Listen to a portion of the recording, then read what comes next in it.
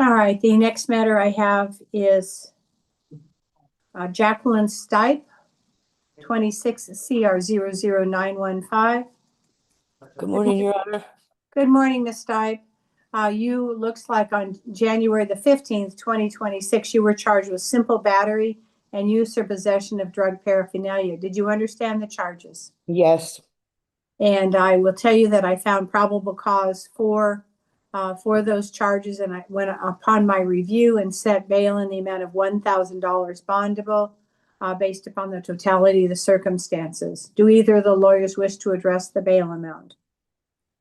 Yes, Judge, the $1,000 is appropriate. Here she was arguing with someone in her apartment building over money.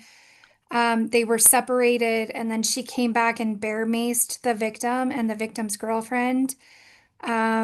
During a search incident to arrest, they located a glass pipe on her person. She only scored a 2 on the MPRE, but she does have criminal history, including possession of a dangerous weapon from 2005.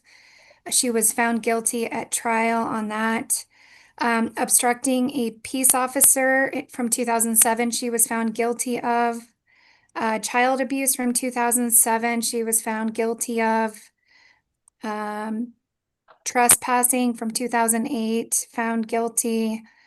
Let me see. Grand larceny, conspiracy to commit grand larceny from 2008.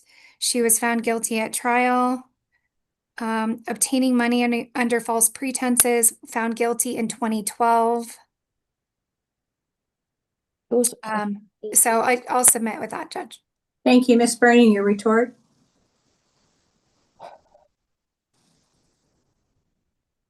Ms. Burning, you're muted.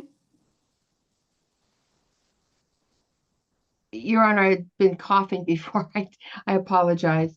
That's What I would be asking in Ms. Stipe's matter is that for the court right now, her bail is set fairly high, but if you look at the NPRA, it's at a 2. I would be asking for her to be released on her own recognizance, and the reason is I believe that she is able. I just want to confirm this here. We spoke, and I want to make sure I've said this correctly. My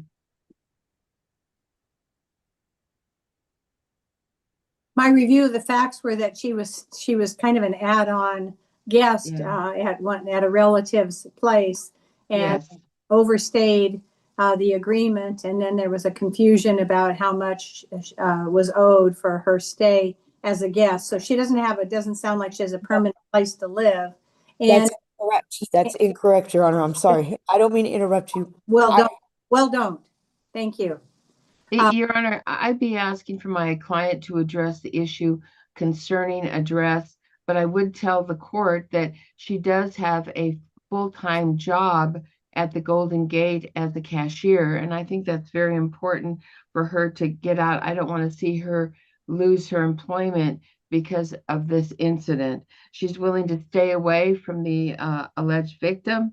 She's willing to check in with the court, do whatever drug testing the court wants her to do, but we just would be asking the court for release on her own recognizance so she could get back to work.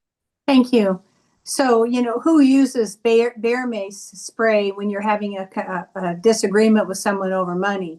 That's very concerning to me. That's very dangerous. People have lost their eyesight. I think it's a very dangerous situation.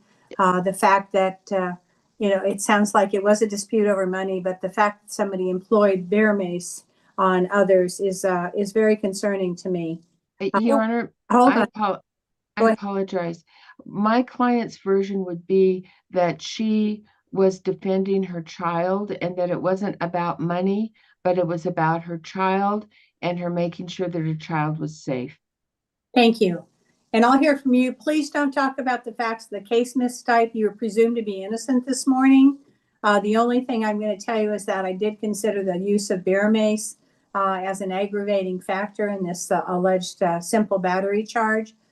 So I know you wanted to say something, but please be careful about what you say. We're being recorded. So if you say anything that could later be used against you, well, you may regret it. So I'll hear from you relative to facts concerning your bail. Okay, I do have a place to live. Where I was living was my own place. Me and my daughter lived there. I've lived there for the last year. I work right across the street at the gas station, the Golden Gate, and I was protecting my daughter because he went to attack her and I bear maced him for it. It had nothing to do with money or anything else. How old's your daughter? He's 14 Okay. All right, and I'm I'm her gonna, only I'll parent. reduce your bail down to $500. I still think the facts are a little bit concerning. So I will keep bail at the amount of $500 that's bondable. Miss Stipe, you can post $50, $50 to $65 to get out of jail with the following conditions: that you obey all laws, you have no alcohol or drugs without a valid prescription, including marijuana, and that you have no contact with the alleged victims in this matter. Do you understand? They Yes, are William Snively and Megan Saunders. Do you yes, understand what no contact means? yes, All right, that'll be my order. yes.